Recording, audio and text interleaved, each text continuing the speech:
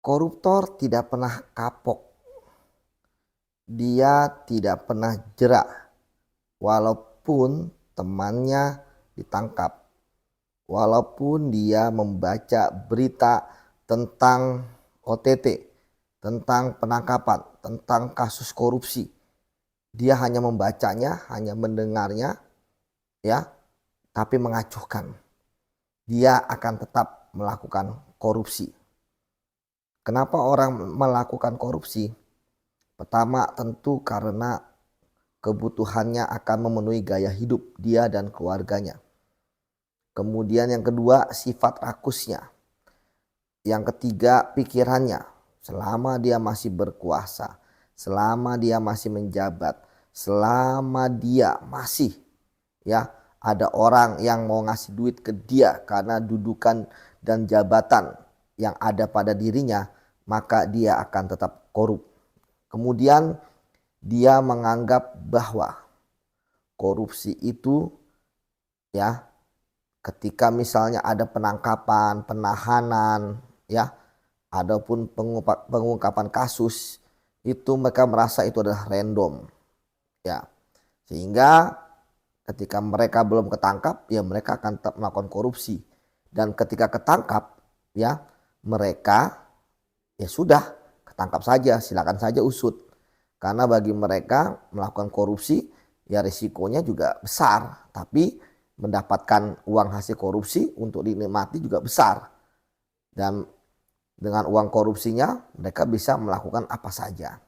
Kemudian kita tahu bahwa mereka juga paham bahwa paling berapa tahun sih di pidananya, paling aset yang bisa dirampas hanya yang bisa dibuktikan oleh jaksa dan penyidik gitu ya, yang istilahnya itu pun yang berdasarkan apa yang dinikmati yang diperoleh mereka dari hasil tindak pidana korupsi yang dibuktikan tadi.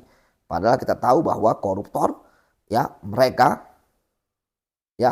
itu nggak hanya sekali, dua kali, tiga kali melakukan korupsi, tetapi yang terungkap mungkin hanya satu atau dua atau tiga lah dalam suatu peristiwa ketika mereka ditangkap. Ya memang penangkapan adalah salah satu cara untuk menghentikan mereka korupsi bukan sekedar pencegahan, karena mereka nggak koruptor yang kayak begini ini nggak akan mendengar pencegahan. Mereka harus ditangkap dan kemudian ketika hukumannya pun ringan, kemudian mereka juga dipenjara juga berlaku seolah-olah mereka masih menjadi pejabat seperti itu. Itu yang terjadi, dapat remisi kan, sehingga mereka nggak full di penjara. Misalnya 7 tahun kalau dapat remisi pembebasan bersyarat bisa jadi 4 tahun. Seperti itu sudah di luar, nggak harus mendekam di penjara. Atau memang koruptor itu juga nggak banyak bertingkah sebenarnya di penjara, kan? Dan begitu mereka keluar dari penjara, masyarakat yang mendukung mereka menyambut seperti pahlawan gitu kan.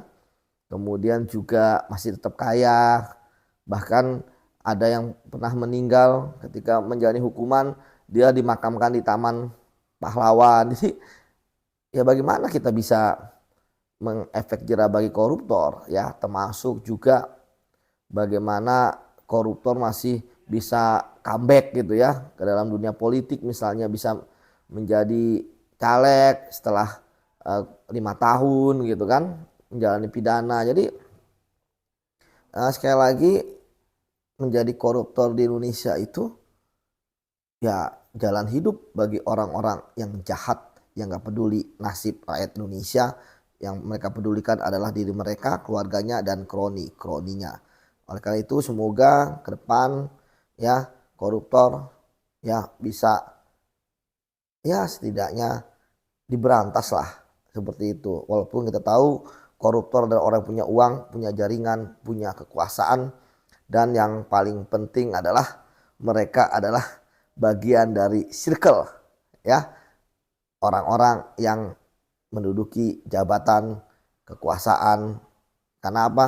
Karena tanpa kewenangan yang berdasarkan jabatan mereka, berdasarkan mungkin mereka juga dulu menyuap, mereka nggak akan bisa untuk korupsi.